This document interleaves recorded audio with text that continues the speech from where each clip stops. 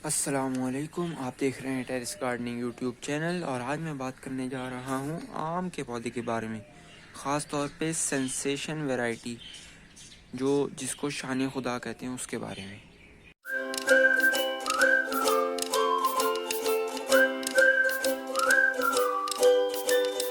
सबसे पहले मैं आपको कुछ क्विक फैक्ट्स बताता चलूँ। ये जो मैंगो प्लांट है ये ट्रॉपिकल और सब ट्रॉपिकल क्लाइमेट जोन में उगाया जाता है। टेम्परेचर इसके लिए 4.4 डिग्री सेल्सियस से ज़्यादा होना चाहिए। इसकी जो लैंडस्केप वैराइटीज़ हैं वो 60 से 100 फीट टॉल हो सकती हैं। और इस पौधे को रिक्वायर करता है ये पौधा फुल सन एक्सपोजर।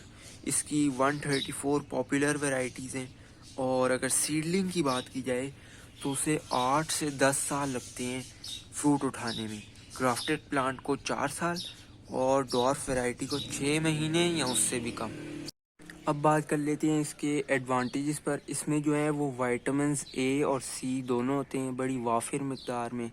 उसके बाद ये कोलेस्ट्रॉल लेवल को भी कम करता है। अब हम बात कर लेते हैं केयर के बारे में। केयर में मैंने ढेर सारे सब टॉपिक्स बना लिए हैं। पहला सब टॉपिक जो हमारा है वो है लाइट का। लाइट में अब जो यंग मैंगो ट्री है ना, जो सीडलिंग्स होती हैं, उनको ब्राइट लाइट चाहिए, मगर डायरेक्ट सनलाइट आपने उनको नहीं देनी। अब जो मेच्योर प्लांट है उसको जितनी भी डायरेक्ट सनलाइट हो सके, जितनी ज़्यादा हो सके उतना बेहतर है। एटलीस्ट जो है मतलब मिनिमम उसको 6 घंटे की डायरेक्ट सनलाइट चाहिए। और ये प्रेफरेबल होगा अगर उसको 8 से लेके 10 घंटे की डायरेक्ट सनलाइट मिले। सर्दियों में जो है वो प्रोफेशनल्स यूज़ करते हैं ग्रो लाइट। ग्रो लाइट जो है, ग्रो लाइट एक आर्टिफिशियल लाइट होती है कि जिसका जो लाइट स्पेक्ट्रम है ना, वो सनलाइट के लाइट स्पेक्ट्रम से मिलता जुलता होता है। फिर उससे जो है वो कम सनलाइट की वजह से प्लांट्स की ग्रोथ रुकती नहीं है, क्योंकि जो सर्दी है ना उसमें सनलाइट कम हो जाती है, तो इसलिए ग्रो लाइट इस्तेमाल कर लेते हैं। उसमें सनलाइट कम होने की वजह से ग्रोथ फिर रुकती नहीं और पौधे उसी पेस से बढ़ते रहते हैं जिस पेस से वो गर्मियों में बढ़ते हैं। अब आ जाते हैं दूसरे सब टॉपिक पे, जो सॉइल है। सॉइल जो है इसका, अब मैं आपको बता देता हूँ, पीट बेस्ड पॉटिंग सॉइल होना चाहिए। पीट बेस्ड पॉटिंग सॉइल वो सॉइल होता है, वो पॉटिंग मिक्स होती है जिसमें या तो पीट मॉस हो या कोकोपीट हो। अगर दोनों होंगे तो ज़्यादा बेहतर होगा। उसके बाद रिच सॉइल होना चाहिए जिसमें एक्सेलेंट ड्रेनेज हो।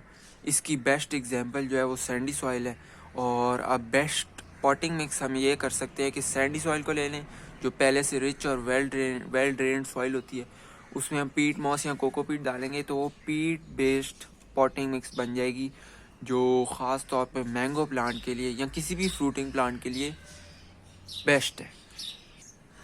अब सैंडी सॉइल अगर आपने देखनी है ना कि कैसी होती है, तो ऊपर मैं आपको टॉप राइट हैंड साइड पे उस वीडियो का लिंक शेयर कर दूंगा अभी अभी। उसमें 5 मिनट्स 10 सेकेंड्स पर मैंने सैंडी सॉइल को कवर किया है। तीसरा सब टॉपिक हमारा वाटरिंग का है। वाटरिंग में आपने इसको पौधे को रेगुलर वाटरिंग करनी है पॉट में, और 1 इंच तक वाटर करना है आपने अगर अपर सरफेस जो है पॉटिंग मिक्स की ड्राई हो गई है।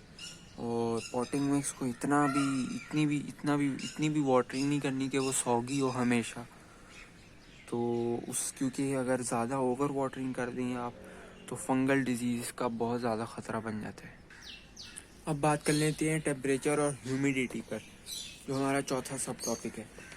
अब ये जो पौधा है ना, ये प्रेफर करता है ह्यूमिडिटी अबव 50%। और आपने प्लांट को डेली मिस्ट करना है, शावर देना है अगर एयर ड्राई हो और अगर फ्लावर्स ना हो। फ्लावर्स हो तो आपने शावर बिल्कुल भी नहीं करना। अगर आपने फ्लावरिंग हो रही हो पौधे पे और शावर कर दिया तो आपने अपनी सारी फ्रूट प्रोग्रेस को ज़ाय कर दिया। अब इस पौधे को कोशिश करें ऐसी जगह रखें जहाँ 10 डिग्री सेल्सियस से टेम्परेचर नीचे ना जाए, क्योंकि जो है इसको जितनी ज़्यादा गर्मी होगी उतना ज़्यादा इसके लिए बेहतर होगा। और ये पौधा जो है ये फ्रीजिंग पॉइंट को टॉलरेट नहीं कर सकता। 4 डिग्री सेल्सियस से नीचे जब टेम्परेचर जाता है तो इसका फ्रूट और इसकी जो फ्लावर्स हैं वो गिर जाती हैं। और 0 डिग्री सेल्सियस पे तो ये पौधा भी सरवाइव नहीं कर सकता। आम का पौधा जो है वो अच्छी तरह थ्राइव करता है इन टेम्परेचर्स अराउंड 40 डिग्री सेल्सियस। अब बात कर लेते हैं फर्टिलाइज़र पे। गर्मियों का सीज़न जो है इसका मेन ग्रोइंग सीज़न है, उसमें आपने एक वीक लिक्विड फर्टिलाइज़र यूज़ करना है, जैसे कि NPK 555 हो गया। और सर्दियों में आपने फर्टिलाइज़र डालना कम कर देना, क्योंकि उसकी नीड कम हो जाती है। ओवर फर्टिलाइज़ करने से पौधे के पत्ते जो है वो जलना शुरू हो जाते हैं, उसकी टिप जो होती है, टिप ऑफ द लीफ जो है वहाँ से जलना शुरू हो जाता है पत्ता। तो जब उसकी नीड कम हो जाती है ना, तो आपने फर्टिलाइज़र भी कम करना है वह सर्दियों में। और बहार में जब पौधा ब्लूम पे हो तो NPK आपने वो वाला इस्तेमाल करना है, लिक्विड फर्टिलाइज़र वो वाला इस्तेमाल करना है जिसमें नाइट्रोजन कम हो, फॉस्फोरस और पोटेशियम नाइट्रोजन से ज़्यादा हो, जैसे कि NPK 550-17 हो गया। अब ये एक मिसाल है सिर्फ, कोई भी आप इस्तेमाल कर सकते हैं जिसमें पोटेशियम और फॉस्फोरस नाइट्रोजन से ज़्यादा हो। फॉस्फोरस जो है वो इनकरेज करता है फ्लावरिंग और रूट ग्रोथ को, और दूसरी तरफ जो पोटेशियम है वो पौधे को बचाता है डिजीज़ और हीट स्ट्रेस से, और वो ड्रॉट रेजिस्टेंस भी पौधे में इंक्रीज़ करता है। अब बात कर लेते हैं हार्वेस्टिंग पे। हार्वेस्टिंग जो है मैंगो की मेनली जो है वो सितंबर से अक्टूबर में होती है, लेकिन ये जो मेरे पास वैरायटी है, ये क्या कहते हैं, शान खुदा, इसकी जो हार्वेस्टिंग है ये थोड़ी लेट होती है, ये थोड़ा लेट आता है मार्केट में भी। ये अक्टूबर से नवंबर में इसका हार्वेस्ट होता है। अब बात कर लेते हैं इसकी वैरायटीज़ के बारे में। वैरायटीज़ में सबसे मशहूर चौंसा है, सिंदरी है, लंगड़ा है, और अनवर रटोल है, और शान खुदा है। हमारे यहाँ जो मतलब पाकिस्तान में जो मशहूर वैरायटीज़ हैं, इनमें 2 वैरायटीज़ हैं जो पॉट में ग्रो हो के फ्रूट निकाल सकती हैं, वो है अनवर रटोल और शान खुदा। बाकी सारी जो चौंसा, सिंधरी, लंगड़ा और ये 3 वैरायटीज़ जो हैं ये लैंडस्केप वैरायटीज़ हैं, और अनवर रटोल भी लैंडस्केप वैरायटीज़ है, मतलब जो ग्राउंड में ग्रो होती है, लेकिन फिर भी वो थोड़ा बहुत फ्रूट पॉट में भी निकाल लेती है, क्योंकि उसका साइज़ कम होता है, तो इसलिए वो पॉट में भी फ्रूटिंग कर जाता है पौधा।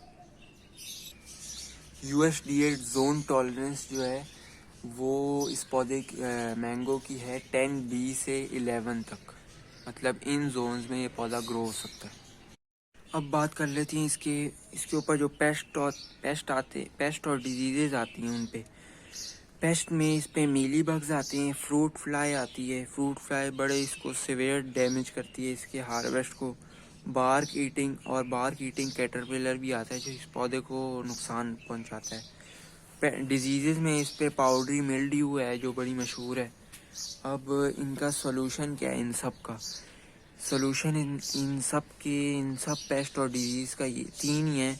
एक ये है कि इस पौधे को फुल सन में रखना है, जिधर सबसे ज़्यादा डायरेक्ट सनलाइट आए, फुल सन में रखना है।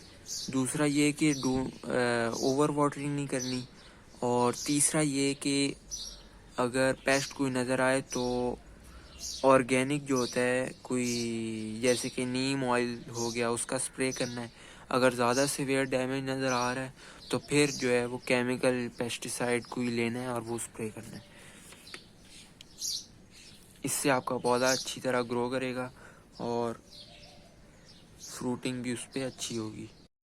पिछली वीडियो में जो अंगूर की बेल के बारे में थी, उसमें मैंने बताया था कि अगली वीडियो में मैं ग्रेप वाइन की प्लांटिंग, प्रूनिंग और पेस्ट एंड डिजीज़ पे बात करूँगा, लेकिन उस पर मैं अभी तक काम कर रहा हूँ, तो इस वजह से मैंने कहा साथ साथ मैंगो की मैंने पहले से ही कहा, मतलब अपना ड्राफ्ट बना के रखा हुआ था कि मैंने क्या क्या बताना है, क्या क्या मेन पॉइंट्स हैं।